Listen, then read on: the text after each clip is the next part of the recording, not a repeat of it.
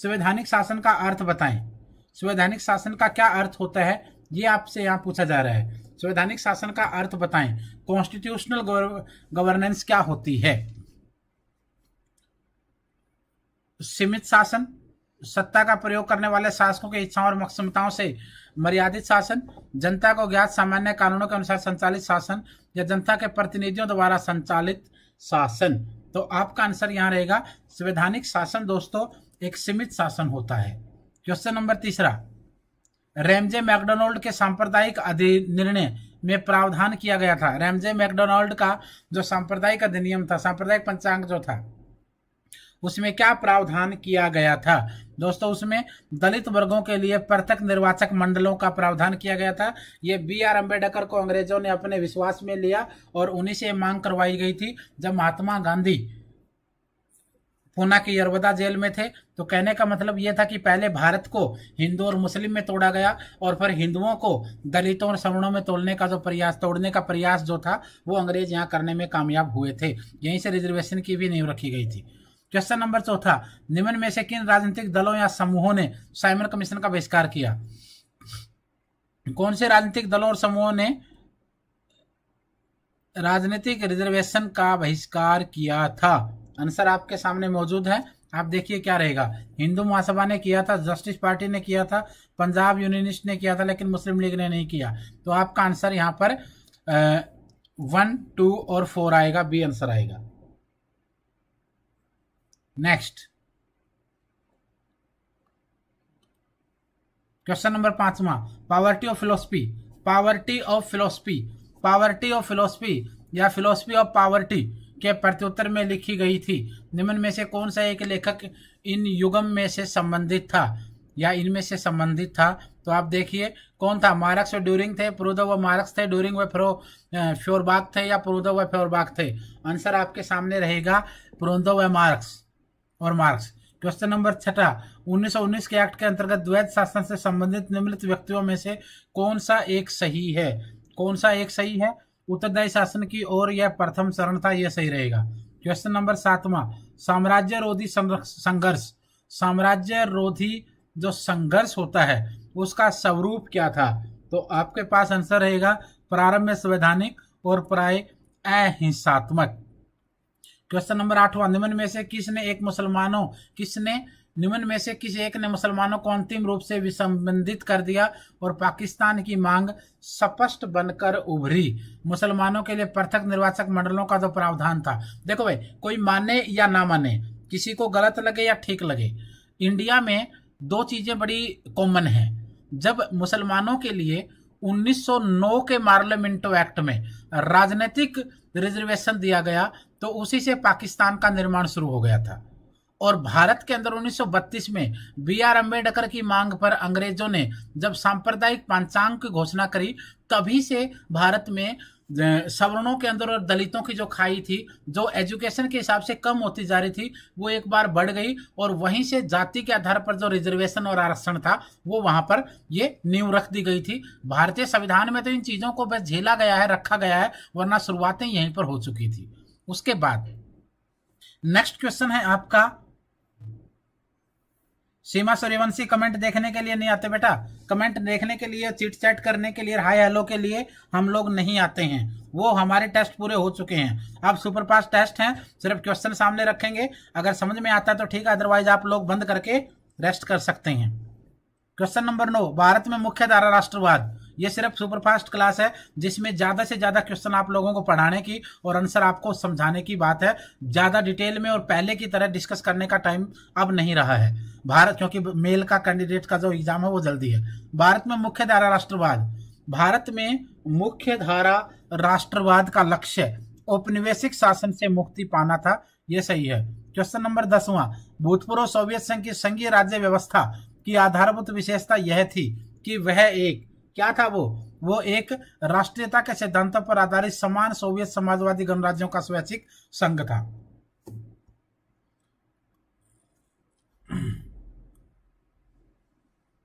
Next question, 11वां, निम्न संघात्मक राज्यों में से कौन सा एक अपने सर्वोच्च न्यायालय को संघीय विधि निर्माण की संवैधानिकता का न्यायिक पुनर्विलोकन करने का अधिकार नहीं देता है? ये भूतपूर्व यूएसएसआर का संविधान यह अधिकार नहीं देता है। अच्छा, ये बच्चा कह रहा है कि मुझे हमें आंसर देने का मौका मिलना चाहिए। जितने भी ये 2 से 2,500 एमसीक्यू की बुकलेट है, इसका लिंक वीडियो का डिस्क्रिप्शन में है, वहां से डाउनलोड करके आप आराम से प्रैक्टिस बाद में कर सकते हैं। क्वेश्चन नंबर 12, कनाडा की संघीय व्यवस्था के अंतर्गत, क्योंकि हमारे जो मेन स्टूडेंट थे उनके पास ये बुकलेट जा चुकी है, वो टेस्ट में नहीं है, अब रोज नए नए आ रहे, उनके लिए इतना संघर्ष नहीं करने की जरूरत हमें। कनाडा की संघीय व्यवस्था के अंतर्गत, कनाडा की संघीय व्यवस्था के अंतर्गत विधायनी शक्तियों को 2 सूचियां हैं, जिनमें से एक केंद्र के लिए और दूसरे प्रांतों के लिए तथा अवशिष्ट अधिकार केंद्र में निहित होते हैं। क्वेश्चन नंबर 11 के बाद हम चलेंगे क्वेश्चन नंबर 12 की तरफ। 12वें क्वेश्चन में क्या दिया गया, देखिए ध्यान से। 12 के बाद 13वें क्वेश्चन में, निम्न देशों में से किस एक में एकल नागरिकता पाई जाती है? एकल नागरिकता, single citizenship. Single citizenship Bharat में भी है, अमेरिका में दोहरी नागरिकता है, तो उपयुक्त में से कोई होगा नहीं। तो आपके पास 2 ऑप्शन सॉलिड हैं। आप बताइए, ऑस्ट्रेलिया है या भूतपूर्व यूएसएसआर? ऑस्ट्रेलिया है या भूतपूर्व यूएसएसआर? बताइए फटाफट आंसर दीजिए। आंसर आपका रहेगा भूतपूर्व यूएसएसआर के अंदर सिंगल सिटीजनशिप में। फिर सूचियां मिलानी है, 1 और 2 को आपने मैच करना है। अब 1 और 2 को मैच करने के लिए आपको क्या देखना पड़ेगा, एक तरफ आपके सामने कंट्रीज के नाम हैं और दूसरी तरफ उनके अंदर पाए जाने वाली व्यवस्थाएं हैं। तो एक देखिए, ए बी सी में क्या क्या दिया गया है। ए बी और सी के आधार पर अगर आप ध्यान से देखेंगे तो आपके सामने ऑप्शन है, एक तरफ दिया गया यूएसए और उसके बाद कनाडा, नाइजीरिया। अब देखिए यूएसए के बारे में क्या है, यूएसए के बारे में, यूएसए राज्यों के लिए पृथक संविधान, अलग चीज आ गई, डुअल सिटीजनशिप ऑटोमेटिकली है। तो आपके सामने है, कनाडा के अंदर 2 प्रकार के न्यायालय, प्रांतीय और संघीय हैं। नाइजीरिया के अंदर प्रत्येक राज्य के लिए पृथक निर्वाचन आयोग और भारत राज्यों का संघ। तो आपके पास ए बी सी डी में से आपका आंसर यहां पर सी रह जाएगा। क्वेश्चन नंबर है आपका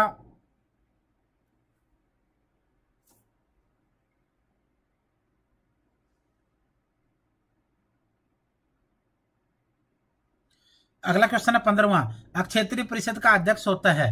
अक्षेत्रीय परिषद का अध्यक्ष कौन होता है? अक्षेत्रीय परिषद का अध्यक्ष कौन होता है, ये क्वेश्चन आपके पास रखा गया है।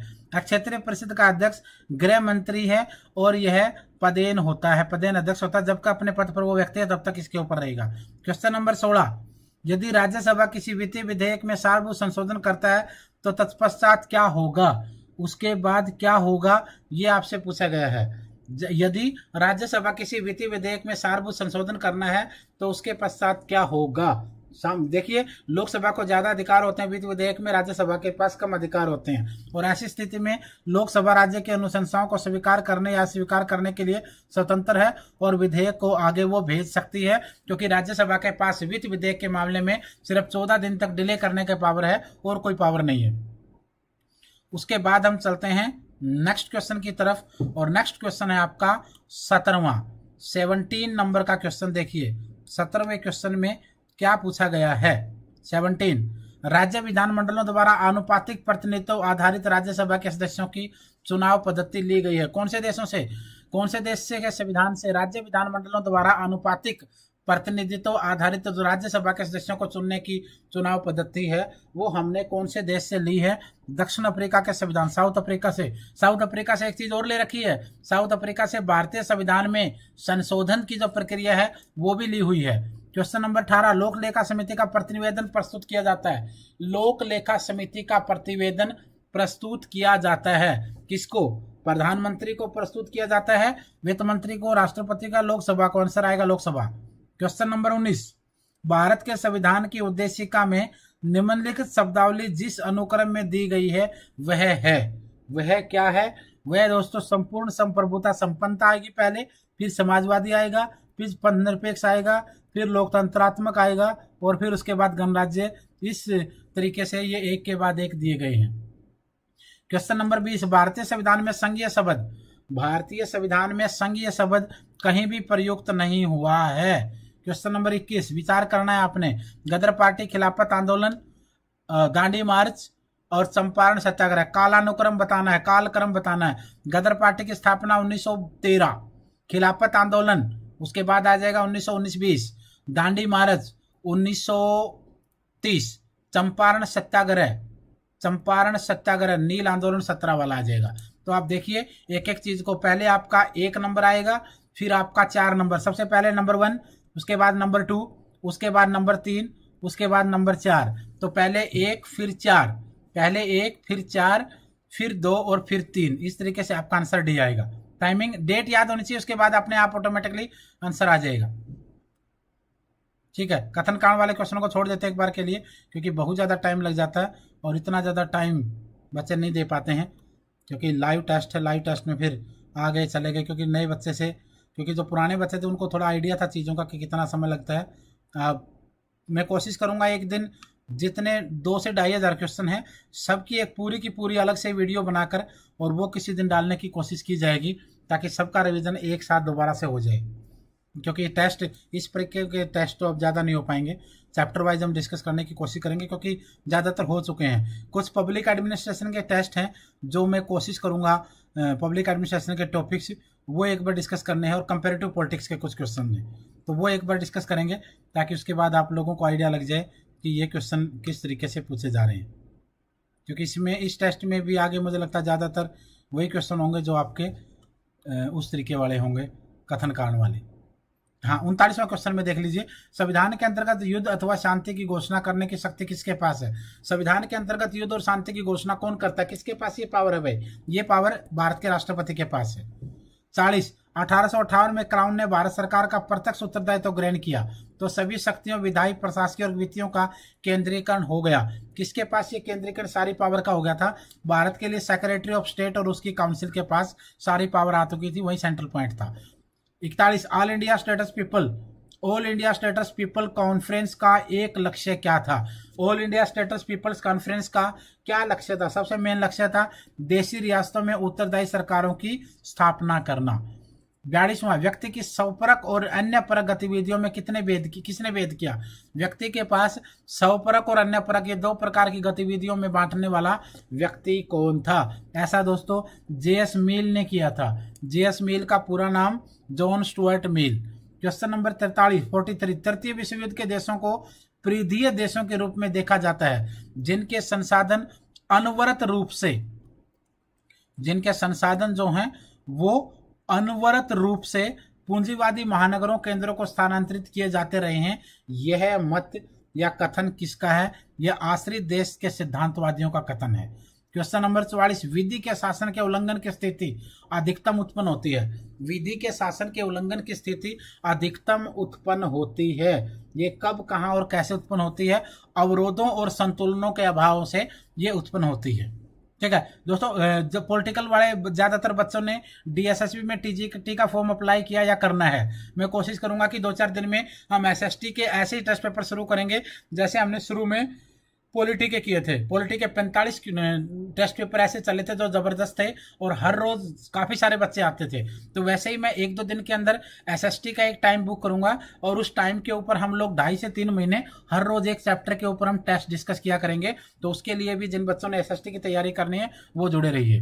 क्वेश्चन नंबर 45, कौन सी एक मैक्स वेबर के मतानुसार नौकरशाही की प्रमुख विशेषता नहीं है? मैक्स वेबर के अनुसार नौकरशाही की कौन सी प्रमुख विशेषता इनमें से नहीं है? क्या नहीं है? निरंतरता होती है, विवेकशीलता होती है, एकरूपता होती है, राजनीतिक प्रतिबद्धता नहीं होती है।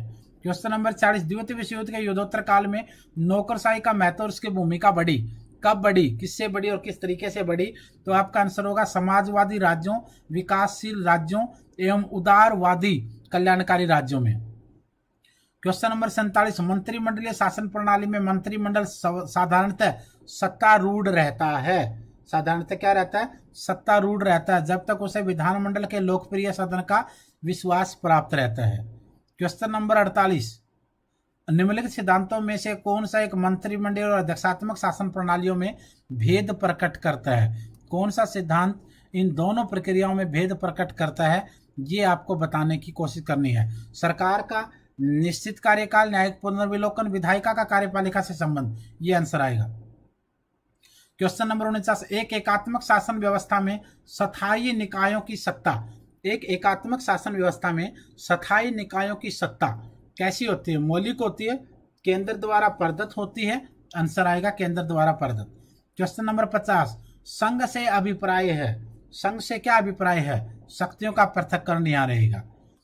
निम्नलिखित में से कौन अध्यक्षात्मक शासन प्रणाली की विशेषता है, कौन सी विशेषता अध्यक्षात्मक शासन प्रणाली की है, शक्तियों का पृथक्करण।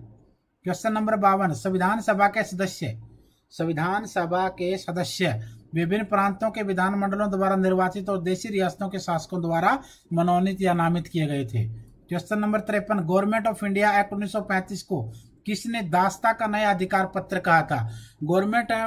Government of India act GOI बोलते हैं जिसको, इसको 1935 में जो आया था गवर्नमेंट इंडिया एक्ट, 1909 में मार्लियामेंटो आया, 1919 में मांगटेग्यू चैम्सफोर्ड आया और 35 में गवर्नमेंट ऑफ इंडिया एक्ट आया, भारत सरकार अधिनियम, जिसको दास्ता का एक नया अधिकार पत्र कहा था। ये कहने वाला कौन था, सरदार वल्लभ भाई पटेल। क्वेश्चन नंबर 54, 15 अगस्त 47 से जब देश स्वतंत्र हुआ, 26 जनवरी 50 के बीच जब उसने स्वयं को संपन्न लोकतंत्रात्मक गणराज्य घोषित किया, भारत सरकार कार्य कर रही थी किस अधिकार से, the government of India act 1935 के उपबंधों के आधार पर। 54 के बाद हम चलते हैं क्वेश्चन नंबर 55 की तरफ। देखिए क्वेश्चन नंबर 55 में क्या है, भारतीय संविधान द्वारा प्रदत्त मूल अधिकारों को निलंबित किया जा सकता है, कैसी स्थिति में इनको निलंबित, मौलिक अधिकारों को सस्पेंड कैसी स्थिति में किया जा सकता है, राष्ट्रीय आपात की घोषणा द्वारा। क्वेश्चन नंबर 56, कौन सा एक भारत के राष्ट्रपति का संवैधानिक विशेषाधिकार नहीं है, कौन सा संवैधानिक विशेषाधिकार नहीं है, वित्त विधेयक को पुनर्विचार के लिए वापिस करना। राज्यसभा का सभापति निर्वाचित होता है, राज्यसभा का सभापति संसद के सभी सदस्यों द्वारा, राज्यसभा के सभापति की बात हो रही है और वो उपराष्ट्रपति होता है, तो उसके लिए राज्यसभा के सारे लोग ऑटोमेटिकली वोट करते हैं। क्वेश्चन नंबर 58, व्यवहारवाद के सिद्धांतकारों की दृष्टि में राजनीतिक विकास संरक्षण में शामिल नहीं है, क्या शामिल नहीं है, आंसर आ जाएगा लोकप्रिय शासन युक्त सम्मता। क्वेश्चन नंबर 59, क्वेश्चन नंबर 59, निम्नलिखित में से कौन से दैवी उत्पत्ति के सिद्धांत के मौलिक अधिकारों में नहीं। चलो भाई फटाफट, काफी बच्चे आ चुके हैं, अभी 37 बच्चे आ चुके हैं, अब आप आंसर दो, अब आप आंसर दो, आप लोगों के आंसर को मैच करेंगे, आराम से इस टेस्ट को करेंगे, क्योंकि जब बच्चे कम होते हैं तो फिर इस टेस्ट को खींच दिया जाता है, क्योंकि बाद में सब बच्चों ने देखना होता है। और अब आप सभी आ चुके हैं तो हम कोशिश करेंगे आप लोगों के आंसर देखें और आप लोगों के आंसर के आधार पर हम लोग यहाँ पर एक एक क्वेश्चन को अब लेकर चलें। तो चलिए 60 क्वेश्चन पे आ जाइए सारे बच्चे। क्वेश्चन नंबर 60, क्वेश्चन नंबर 60 कथन दिए गए हैं और इन कथनों पर आपने विचार करना है, कथन दिए गए हैं और कथनों पर आपने विचार करना है। सरकार के अरस्तु के संविधान का वर्गीकरण आधारित है, अरस्तु के संविधान का वर्गीकरण आधारित है, किस चीज पर आधारित है, अरस्तु के संविधान का वर्गीकरण किस चीज के ऊपर आधारित है, राज्य के आकार पर, राज्य के उद्देश्यों पर, या राज्य द्वारा प्रयुक्त सत्ता के प्रकारों पर। इन कथनों में से क्या है, 1 2 3 सही है, क्या ठीक है क्या गलत है वो आपको बताना है।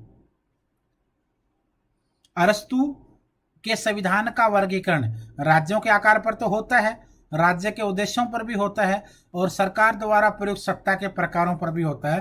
तो ए और बी सी तीनों ठीक हैं, तो आपका आंसर ए रहेगा। क्वेश्चन नंबर 61, हीगल के द्वंद्वात्मक सिद्धांत, हीगल का जो द्वंद्वात्मक सिद्धांत था उसका प्रयोग किया जाता है किस चीज के लिए। हीगल के द्वंद्वात्मक सिद्धांत का प्रयोग समाज और उसकी संस्थाओं तथा राज्य की प्रगति को समझाने के लिए किया जाता है। मोनिका, आरती, विजय कुमार, हेमलता,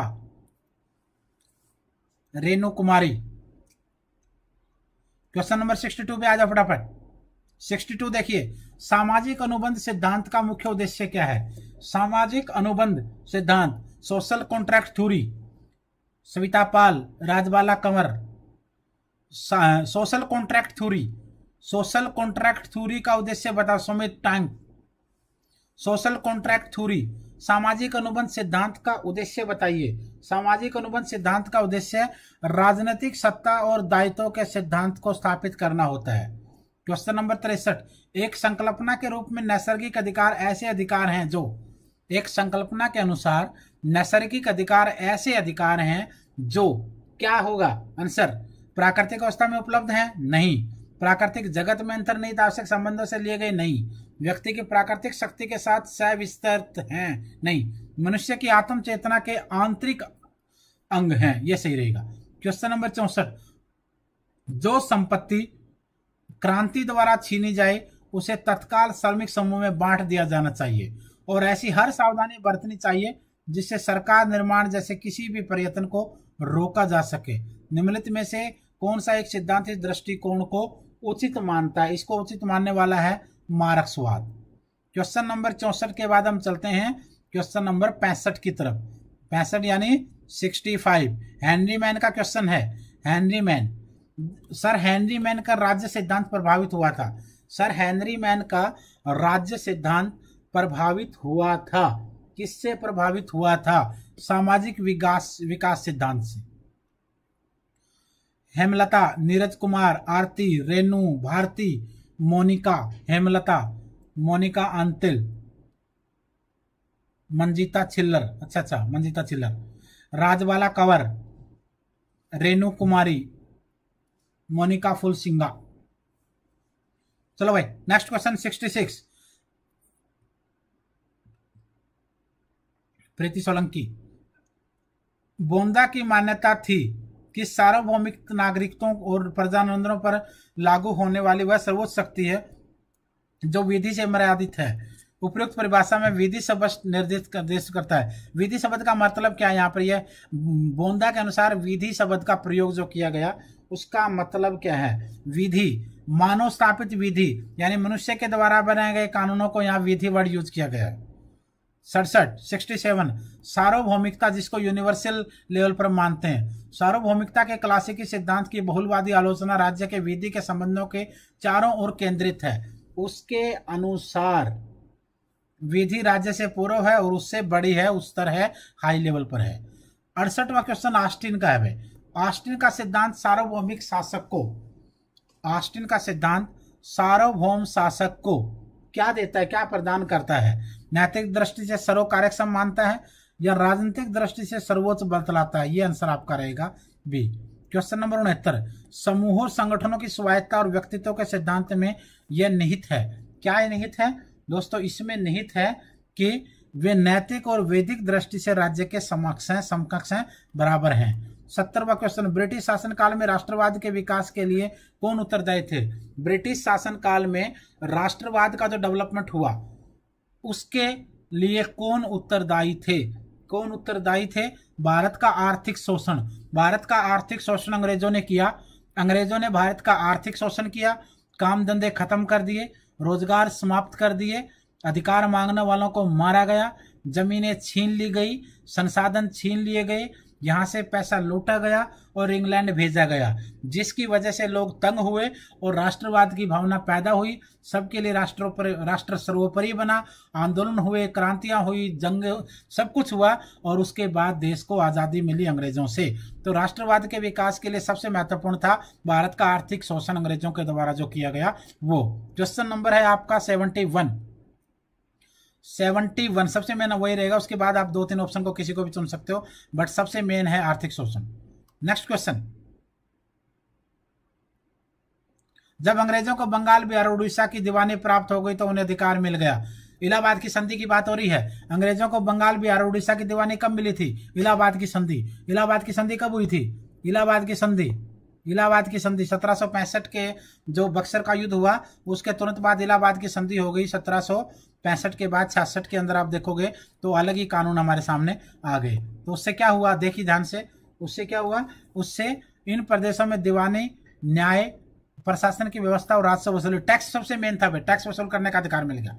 क्वेश्चन नंबर 72, निम्नलिखित राष्ट्रवादी नेताओं में से किस एक के लिए कहा गया कि वे राजनीति में उग्र उन्मूलनवादी थे परंतु मुद्दों पर उसको रूढ़िवादी माना गया? यह किसके बारे में? लाला लाजपत राय के बारे में कहा गया कि वो राजनीति में उग्र थे और मुद्दों पर वो रूढ़िवादी थे। क्वेश्चन नंबर 73, निम्नलिखित नेता समूह में से कौन सा समूह एक स्वराजवादी दल से संबंधित था? स्वराजवादी दल से संबंधित एक स्वराजवादी दल के बारे में क्या इसका नाम आएगा? मोतीलाल नेहरू, विठल भाई पटेल और सी आर दास आपका नाम आ जाएगा। उसके बाद फिर वही सूची वाले क्वेश्चन का बाद में आराम से कर लेना। इनके ऊपर इतना ज़्यादा टाइम लगाने की जरूरत नहीं है। चलो नेक्स्ट चलते हैं, नेक्स्ट वाले पेज पर जहाँ पर सिंपल सिंगल लाइनर क्वेश्चन होंगे। ये देख लीजिए सिंगल लाइन क्वेश्चन। भारत के राष्ट्रपति के निर्वाचन में कौन भाग नहीं लेते हैं? ये पूछ रहा है कौन भाग नहीं लेते हैं? राज्यसभा के निर्वाचित सदस्य, लोकसभा के निर्वाचित, विधानमंडलों के निर्वाचित या विधान परिषदों के निर्वाचित, कौन भाग नहीं लेते हैं? डी आएगा। ठीक है, आगे बढ़ते हैं क्वेश्चन नेक्स्ट पर। नेक्स्ट क्वेश्चन है आपके सामने, आंसर देने की कोशिश करना, आपको ध्यान आए तो। लोकसभा, देखिए 78वां क्वेश्चन, लोकसभा के प्रति प्रधानमंत्री और मंत्रिमंडल का उत्तरदायित्व अथवा जिम्मेदारी कब रहती है? निरंतर रहती है, अप्रत्यक्ष रहती है, निर्वाचनों के समय होती है, अप्रत्यक्ष, अनवरत व सामूहिक होती है? निरंतर रहती है भाई। 79 क्वेश्चन, भारत में संसदीय व्यवस्था के कार्यकारण में मूल समस्या उत्पन्न होती है? मूल समस्या उत्पन्न होती है सशक्त और जीवन क्षम दलीय व्यवस्था के अभाव के कारण। क्वेश्चन 80, न्यायिक पुनर्विलोकन, जुडिशियल रिव्यू जिसको बोलते हैं, न्यायिक पुनर्विलोकन के सिद्धांत के रूप में संविधान के बुनियादी ढांचे का सिद्धांत, संविधान के बुनियादी ढांचे का सिद्धांत यह स्वीकार करता है कि विधानमंडल सर्वोच्च विधि निर्मात्री सत्ता है। क्वेश्चन नंबर 81 में क्या कहा गया? देखिए, भारतीय संविधान के आर्टिकल 78 के अंतर्गत निम्न में से कौन सा प्रधानमंत्री के कार्यों का निर्धारण करता है? संसद में बजट प्रेषित करने से पूर्व इसके लिए राष्ट्रपति की पूर्वानुमति प्राप्त करना, ये संघ के मामलों वाला या कौन सा क्वेश्चन आ जाएगा आपके सामने? क्वेश्चन नंबर 85, निम्न में से किसी एक मूल अधिकार की प्रत्याभूति केवल भारत के नागरिकों को दी गई है और भारत में रहने वाले विदेशियों को यह नहीं मिली है? कौन सी चीज? धार्मिक स्वतंत्रता का अधिकार है। Next question